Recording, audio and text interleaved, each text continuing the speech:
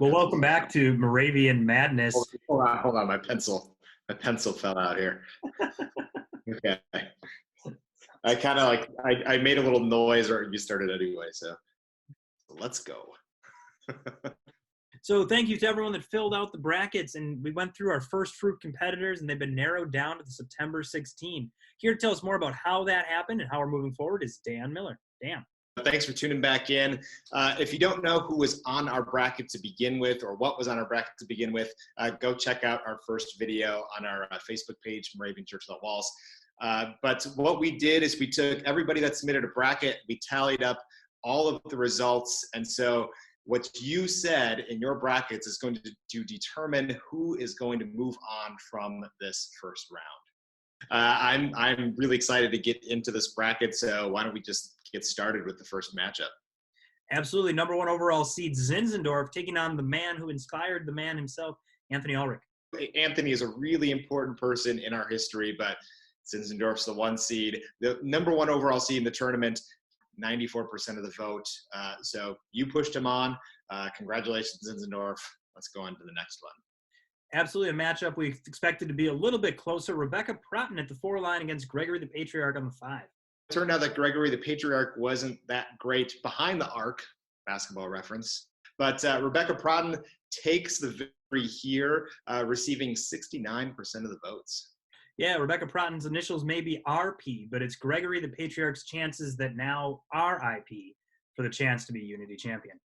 Here we have a very educational matchup, the 3 seed and the 6 seed going up against each other. But the grandfather of education, the grandfather of the bracket, takes this victory. Comenius moves on with 78%.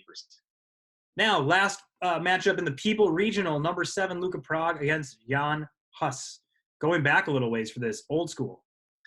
Luke of Prague did some really essential things in his time, but John Huss, he heated up in this tournament.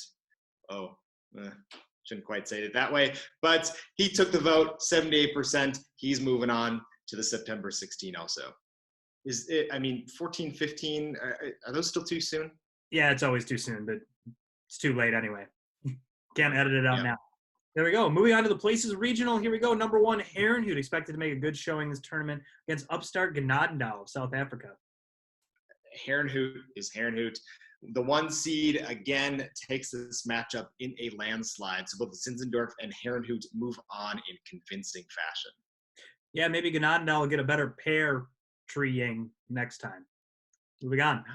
This is the big one, Winston-Salem versus Bethlehem. We knew that this one would hit home to a lot of our viewers and the people submitting brackets. This is our closest matchup so far, and actually our first upset.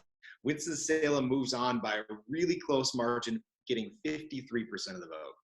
I know there's going to be 47% of the people that think this is where the bracket goes south. Looking at this matchup, number 6 versus number 3, where Moravian missionaries first got their start and also where John Huss was preaching. Tough to decide, 6-3. Well, I can't get any closer to this. The results tied. We have an equal number of votes. I got a coin here. This is a quarter. Heads, tails, your standard quarter, Virginia State quarter. Let's go St. Thomas as tails, T for tails, and Bethlehem Chapel as heads. That was a horrible flip. As I peel it off my hand, there's heads right there. Bethlehem Chapel is moving on. 6 seed moving on to the next round. So another upset here. Absolutely. Heads up move by Bethlehem Chapel to be ready and hope nobody else flips out about how we just made that decision. Number 7, Moravian Camps against number 2, Kuhnwald. So Shatek this one out. Moravian Camps had a whole lot of hope here because they pull off the upset. 7 seed moves on. Kuhnwald is done out of this tournament. I think I saw this coming. I want to say I saw this one coming, but I don't know if I did. 69% of the vote goes to Moravian Camps. Moving across the bracket, now we go to the Traditions Regional. We have number 1 daily text against Holy Week readings. Dan, I hope you read up on this matchup. Didn't do a whole lot of reading, but I wore my red for this matchup here. Holy Week readings going up against daily text. One might say Holy Week readings had a really weak performance here. Daily text moves on, not quite in in huge landslide proportions like the other 1 seeds, but still a great victory for Daily Text. Yeah, you have to assume that the Holy Week readings was hurt by only being around 7 days out of the year, as opposed to something 365 days a year and new every morning. Easter sunrise versus beeswax candles, Christmas versus Easter. How did this one turn out? Moravians are Easter people, so Easter sunrise moves on. I guess you could say Easter sunrise really rose to the occasion. Yeah, Easter got up early on the candles, and the candles really just, looked burnt out in their performance. Here we have a 6-3 matchup. We have people that were giving thanks that Table Grace made it into the tournament, sliding in on that 6 line, coming up against a tough opponent, Moravian Seal.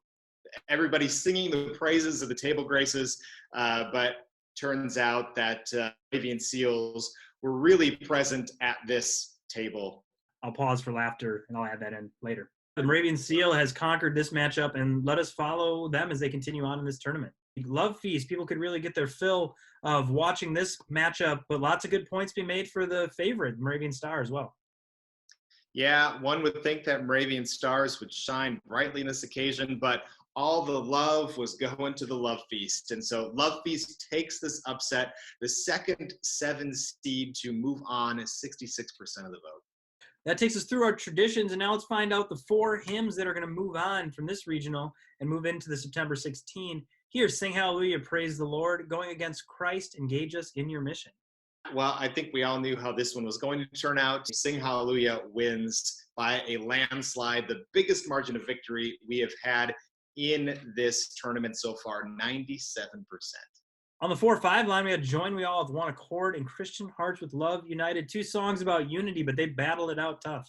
You could see that Christian Hearts and Love United left it all out on the floor. Their hearts were really in the game, but Join We All really banded together. And so Join We All gets the victory. The 5 seed moves on in this tournament.